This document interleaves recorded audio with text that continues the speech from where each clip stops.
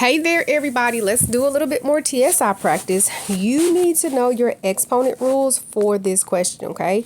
Let us remember that whenever you have factors with the same base in the numerator and the denominator, you can subtract the power. So let's start there first. I feel like that's a little bit more easier than looking at the negatives right now. I have x to the power of -5. I want to write that better. I have x to the power of -5. And then I have these y's here, okay? Y over y to the power of 3. I'm going to subtract the bases. Oh my goodness. I'm going to subtract the powers. So I have 1 in the numerator and 3 in the denominator, which will give me y to the power of -2. And all of that is being raised to the power of -1. Okay? Next thing we have to do, we have a power raised to a power. So that means I'm going to multiply, okay? Anytime you have a power raised to a power, you are going to multiply those two powers together. So I have -5 times -1, which will give me a +5. Then I have -2 times -1, which will give me a +2. And there you have it. That is your final answer. X to the 5th times y to the power of 2. All right, let's look at question number 10. For which of the following values of x is the function not defined as a real number? Our question is, what is a real number, right? If it's a real number, that means that it's imaginary numbers. So it's talking about an imaginary number, okay? An imaginary number is going to be the square root of a negative number. That does not work, okay? So when we're talking about imaginary numbers, you cannot take the square root of a negative number. It'll be like the square root of I, all that good stuff like that. That's when your i's come into play in algebra. So that's what we're looking for. When is this not a real number? What you're going to do is substitute in your answer choices. So we're going to try A. So 4 minus, when x is -2, does that give us an imaginary number or something not defined as a real number? Let's see, -4 minus -2 squared is 4, which is going to be the square root of 0, which is just going to be 0. So we're good with that one. That's okay. We're looking for something that's negative. We already know if we put in a 0, so it's 4 minus, okay, 0 squared. That's going to give me 4. That's not it. So we're good there. Then we have 4 minus 2 squared. Okay, so that's 4 minus 4, which is 0 again. We're good there. So it looks like the answer is going to be 4, right? So 4 minus 4 squared will be 4 minus 16, which will be -12, which is correct. We do not want a -16. So make sure you understand what the question is asking you before you get to solving it. All right, let's scroll down to 11. This one right here, under ideal conditions. You see, this is a long problem. So let's just jump and find the question real quick. It says, which of the following expressions gives us the populations of the species in T years? We need an expression. We're not quote unquote solving it for a specific number. We are just looking for an expression that represents all of this information up here. Okay. Now let's go back and grab it. It says a certain population doubles. So times 2 every 9 years. So it doubles every 9 years, okay? Doubles every 9 years. The population starts with 100 individuals. Which of the following gives you the population of the species in T years, okay? So we're starting at 100. After 9 years, it doubles, right? So that's times 2 is equal to 200. That's for 9 years. Well, after another 9 years, that would be 200 times 2. That would be 400. So that's 18 years, right? Let's say we want to run it again. So another 9 years would be 400 times 2, which is 800. So that's going to give me 27 years. What you can do is take this information that you got here, plug it in here, and see which one gives you the same answer. That's what I would do. You can set it up as a T-chart. You can get real, technical with it. T is going to be the number of years, right? And this is going to be your population, okay? So your starting point, remember, was 100 people. No years have passed. That's where we begin. We start at 0, not 1. Then after 9 years, that's going to give you 200 people. After another 9, that's going to give you 400, because remember, we're doubling by 2. After 27, that's going to give you 800, okay? Let's see if any of these make sense. It says we're going to take 2 and multiply that times 100, 9 to the power of whatever. Oh my goodness.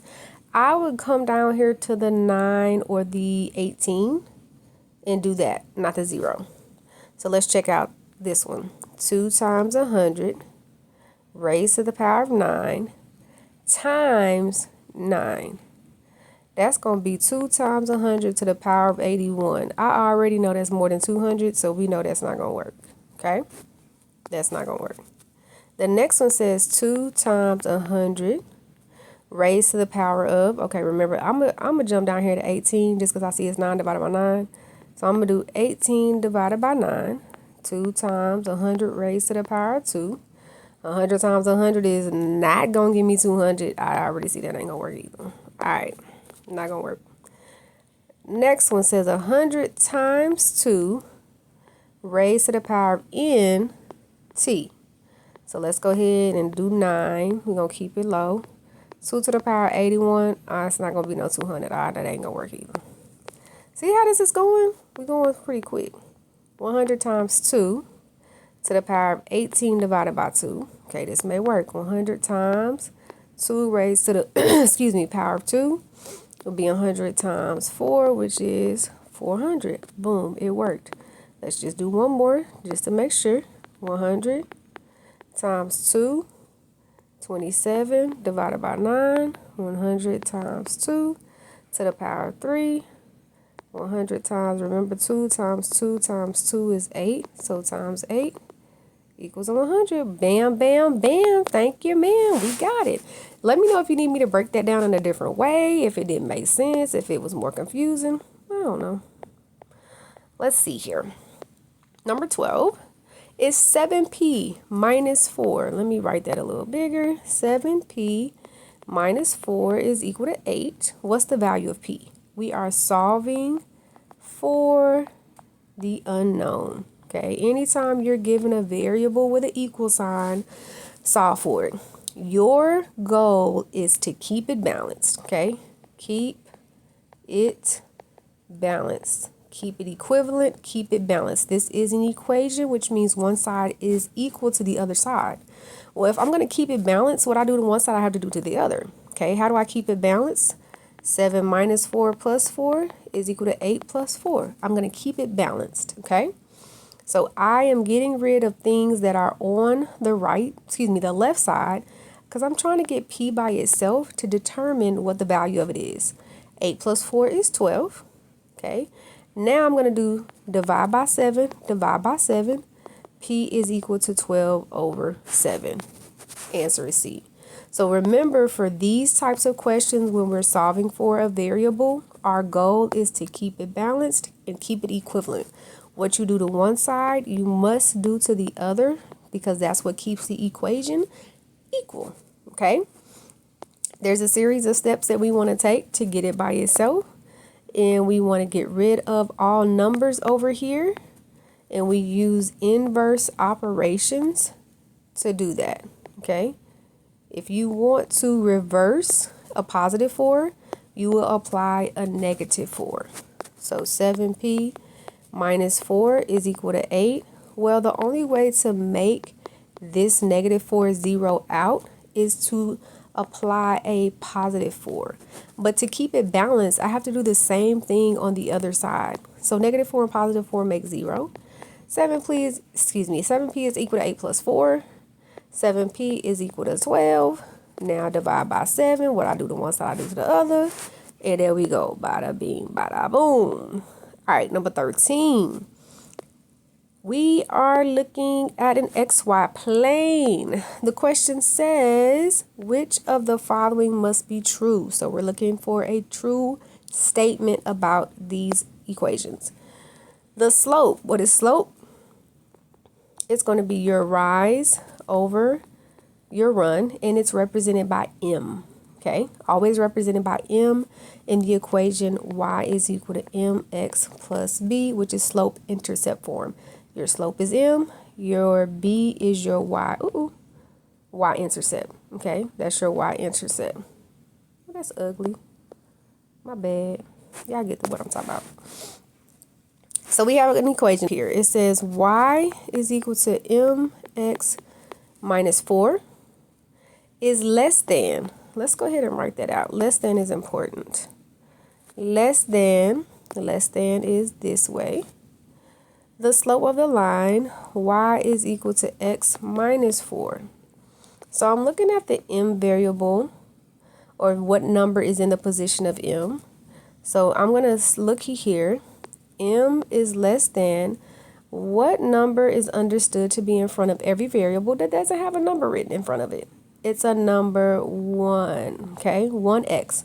And they just expect you to know that there's a 1 right there. So it says m is less than 1, which is going to be this equation right here, okay? So this question, you have to understand what less than, equal to, all of those things is. If you're not sure, you would just come over here to the answer choices that they give you, and it says m is equal to -1. No, it says that m is less than the slope of the next line. So that ain't right. And then it says m is no, it's not 1. It says it's less than. Then it says m is less than 1. So that's really the only one that makes sense on that one. Ooh, geometry. All right, here we go. The area of the triangle is 21. Thank you for that information. Area is equal to 21. What is the value of x? All right, let's remember that area is equal to the base times the height divided by 2. If you are not familiar with your formulas, you must get familiar with them. Okay? Okay. So the area of a triangle is base times height divided by 2. Now, we've had a discussion a few times. Can I just plug those numbers in and solve? You most absolutely can, because that's usually the easiest way to do. If not, it's going to give you a beautiful quadratic equation that you will have to solve. So let's just go ahead and plug these numbers in. We want to do that when we can, when taking tests for sure. So it says the base of the triangle is x plus 1, right? And then it says the height of the triangle is x. So base times height, and all that's going to be divided by 2.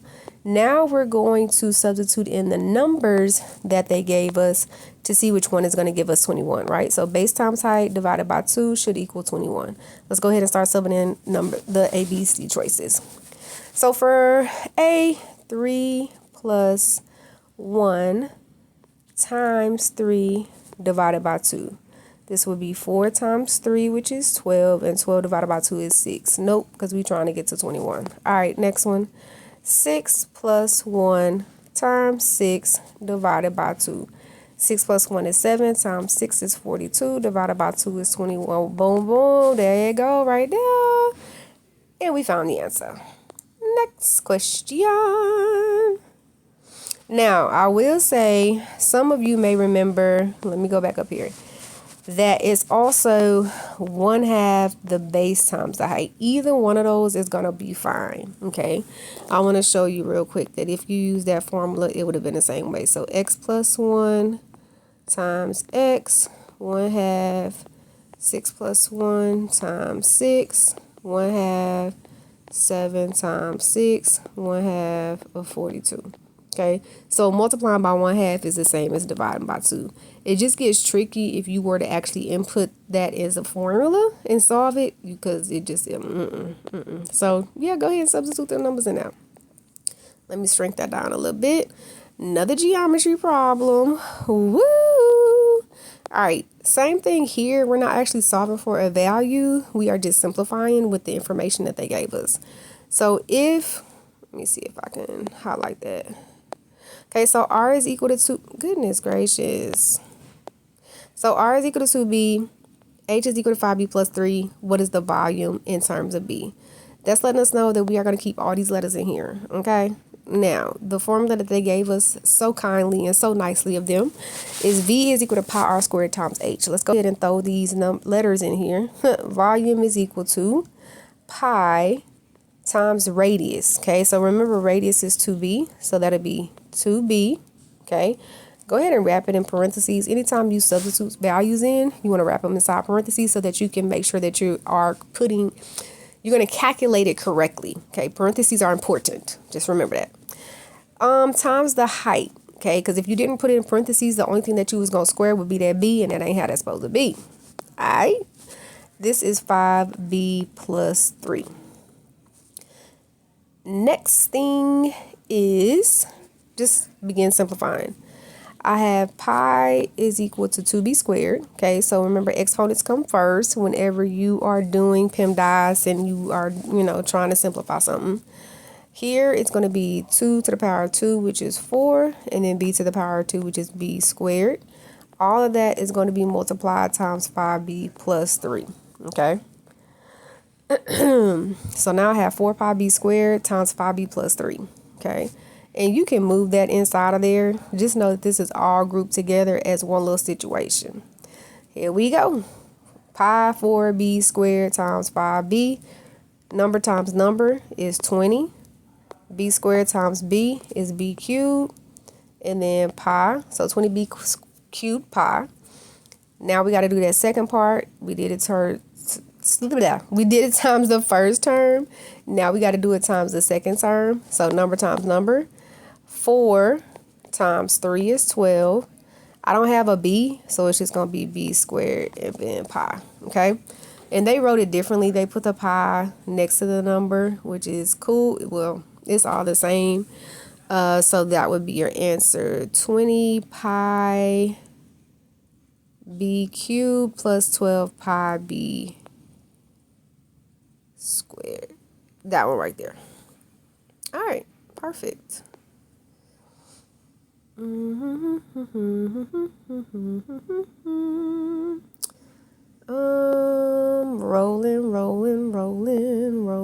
All right, so this is a new one that they just added on here this year.